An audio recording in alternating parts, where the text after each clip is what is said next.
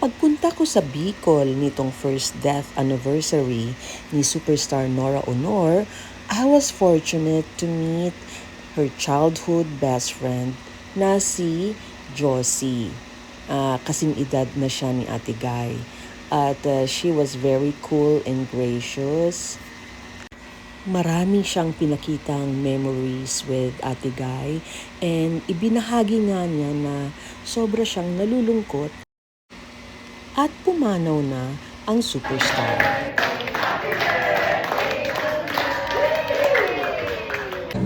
Nagsisimba ako. Plain rice. Nagsisimba ho ako. Nagdadasal. Yun lang. Tapos, yan, nagririnig ng music niya. Umiiyak. Nung buhay pa siya, may ginagawa kayo na Ay, pag-birthday? pagbuhay siya, gigritan ko lang yan sa cellphone. Kasi nanda sa Maynila siya. Pero nung bata pa kayo? Ano, nung bata pa kami, wala. Mag-ano lang kami, magsisindi ng ilaw sa simbahan. Kasi araw-araw nasa simbahan kami. Nagde-decorate kasi kami ng asal. Yung papa ko janitor sa simbahan. Yan. Kahit nung bata ka pa? Hanggang malaki na ako, ang negosyo namin, flower shop. Kaya pala sinunod na ng anak mo. Wedding planner ako. Parati ako kanyang tinutulungan. Kaya lang wala na, kaya namayat ako. Para kaming magkapatid. Pag naalala ko nga, naiiyak ako. Sa litratong ito ay nagpakuha si Josie sa kauna-unahang artista van o sasakyan ni superstar Nora Honor.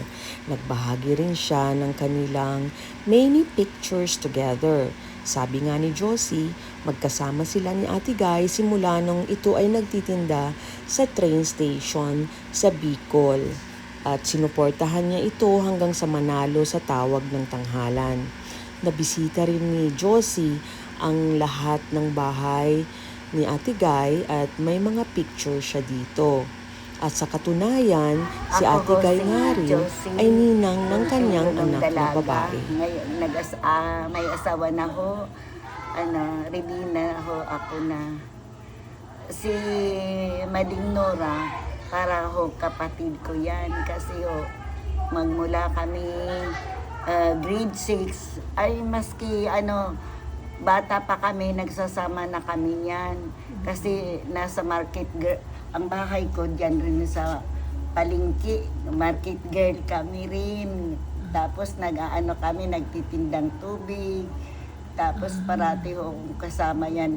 Doon parati sa bahay namin kasi malapit kami sa school. Tapos ho, ang tatay ko janitor.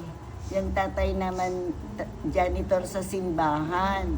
Yung tatay naman niya, kargador sa tansyado, yung Chinese na construction. Tsaka nagtatabaho kargador sa PNR, yung tatay niya. Talaga sobrang hirap noon yun. Nang bait yun. Parati yan umiiyak. Nagtitinda ho kami ng balikutsa. Sometimes nag-interview. Sometimes, pag nag-school kami, hindi kami pumapasok, nagtitinda kami ng candy. Kaya lang yung balikutsa malaki. Sometimes may langgam na, walang nagbibili. Ngayon, repair namin yun. Tapos, pag di kami papasok, punta kami ng simbahan, naglilinis kami, nagbubunot kaming dalawa para mayroon kaming pera. Tapos naghahati po kami. Tapos nagtitinda ho kami ng palamig na namumulot kami ng latang, yung pineapple juice, pero hindi naman pineapple juice ang tinda namin. Tubig, kalamansi lang, Tapos may matanda sa amin nag sa simbahan. Sabi niya, pabili nga ako ng sabi niya. Kaya lang ang pera ko nun niya, 5 lang. Tapos sabi, ay G's lang. Sabi ko, sige na Lola. Sabi niya, maski ubusin mo na yan, hindi naman po ito, sabi ni Nora, hindi naman po ito pineapple, tubig. Ang bait naman nga niyan yung sabi niya. Nag-aano kayo rito, nagbunot kami para kay Father, bibigyan mo kaming pera ni Father mamaya. Ngayon, ang naman yung pag nabili, yung matanda sabi niya, ay, bye-bye. Yung matanda, sabi niya, yun, magkakayaman raw si Nora. Ay, nulaan niya. Oo. Sabi, magkakayaman, ikaw naman. Ay, ako normal lang raw yung buhay ko. Nagkatotoo.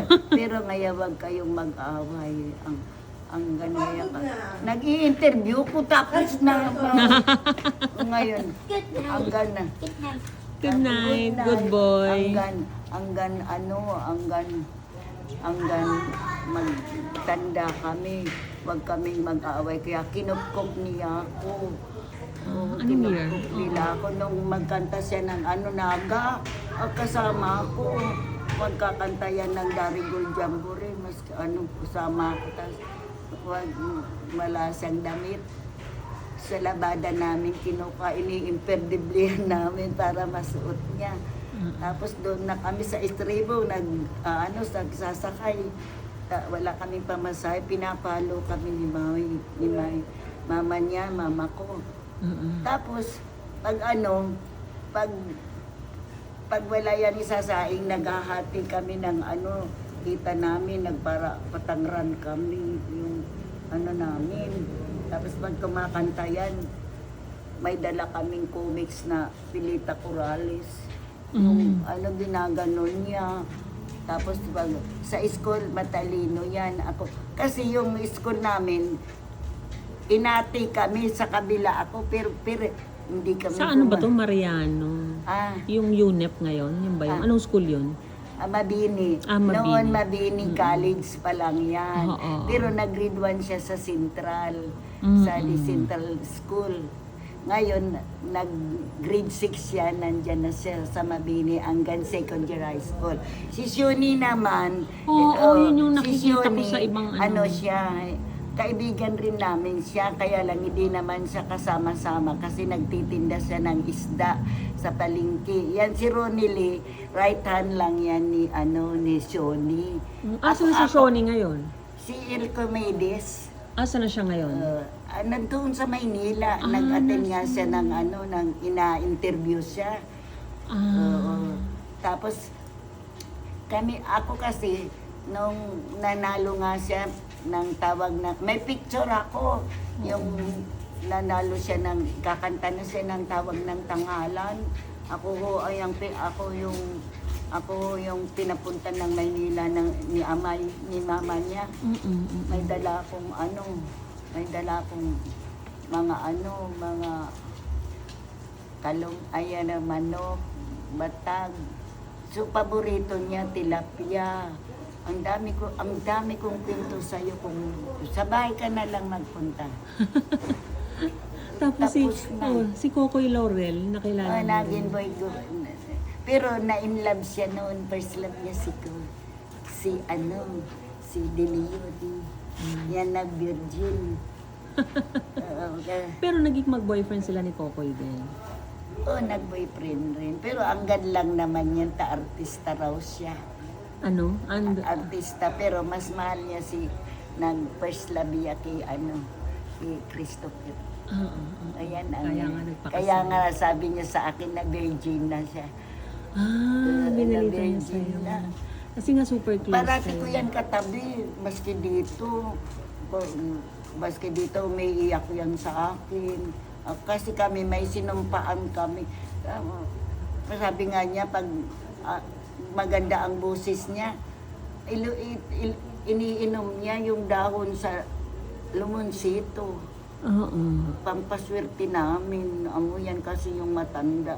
Kaya hindi lang kasi ko palaki mo, pero yun ang paswerte niya, yung daon ng kalamansi. Pampaganda rin lalo ng boses niya. Pero si Coco yung naging boyfriend niya noong 1970s, nung ginagawa nila Lollipops. Mga bata pa ka. Hindi Parang pa naman, puppy love. Puppy love yan. Pero gwapo yun. Oo. Kasi lahat na bahay niya, natirahan ko. Ako pa nagatid ng nanay niya nung namatay. Na, sabi ipom na napunta ako sa Corinthian Garden, sa La Vista, sa Quezon. Ang dami kong lahat yan. Daming bahay. Lahat, marami kong souvenir sa kanya. Maraming binigay sa akin, mga yung if March, umuwi yan rito, naiwanan pa nga yung salamin niya. Kailan to last na uwi Noong niya? March, nag-uwi kasi may hearing nga yan. Ako na sa Hearing akin saan? yung Sa lupa? may hearing yan. Ako naglalakad ng mga papers na hindi biro. Sa lupa? Nagkakatino. Lupa? Oo, lupa. May sa cellphone ko naka-record sa cellphone ko. Pati yung titulo ng lupa niya. Titilaan ako niya. So kahit papaano may natira pa rin talaga sa mga niya, lupa niya dito. May natira pa rin. Ay, Marami. Diyos ko, alos kadami-dami. Diyos ko, may hilo ka. Kasi 'di ba, bili ng bili yung mga nanay. Bili niya. ng bili kasama ko. Kasama ka rin. Oo. Yung iba kasi hindi pinangalan sa kanya dahil bata pa. Oo, so kanino? Pero pag naging na siya. Alis na tayo. Okay. Bukas, pupunta ka bukas.